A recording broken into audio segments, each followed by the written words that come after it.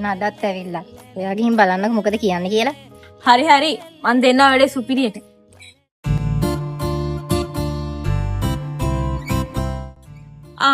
අද මොකද? අද හරියම අර ලස්සනයි නේ. මම මෙච්චර දවස් පස්සෙන් එනවා. එයා මට කැමති නැද්ද පොඩ්ඩක්වත්?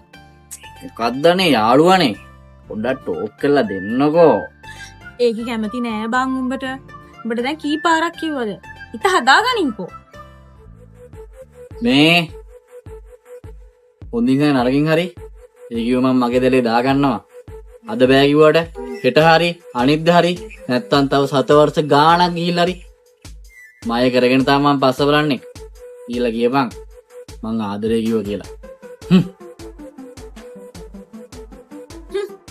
ඔයාට ඉතින් අපිව පේන්නේ නෑනේ.